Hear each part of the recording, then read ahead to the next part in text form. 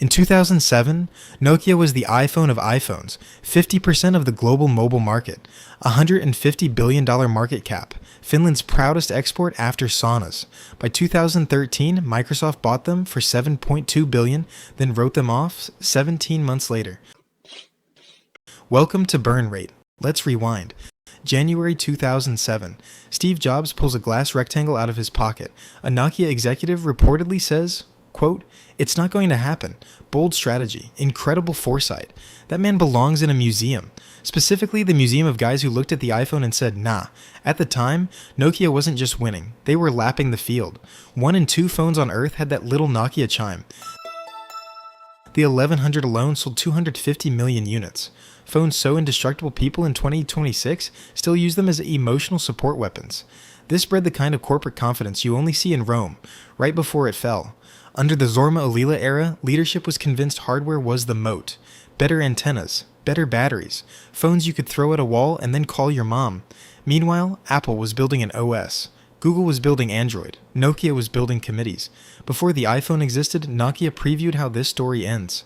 2003, the N-Gage, a gaming phone shaped like a taco that you held sideways to your face to make calls. The internet invented a new verb, side talking. To swap a cartridge, you had to remove the battery. Nokia sold 2 million against a 5 million target and quietly buried it. A taco-shaped warning shot? Ignored. Their software was called Symbian.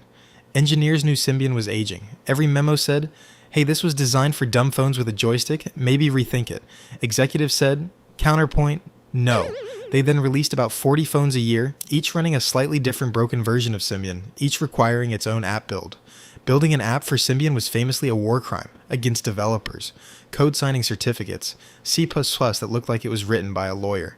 Several incompatible UI frameworks depending on which Tuesday it was. Devs would ship a working build, then watch it crash on a phone from 6 months earlier in a different shade of plastic. They took one look at the iPhone SDK and never came back, so Nokia had a plan B.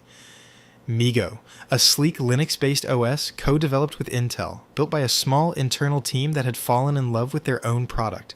The first MeeGo phone, the N9, launched in 2011.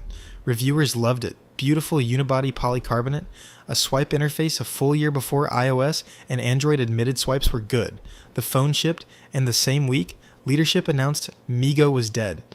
Imagine launching your magnum opus Monday and being told Friday it has no future. The team scattered. Several founded Yola, out of spite. Enter Stephen Elop. September 2010. Nokia's first non-Finnish CEO, fresh from running Microsoft's business division. No conflict of interest there. None whatsoever. February 2011, Elop sends an internal memo titled, and I cannot stress this enough, Burning Platform. He opens with a parable about a man on an oil rig in the North Sea. The rig is on fire. The water is freezing. Jumping means 30 meters of dark water. Staying means burning alive.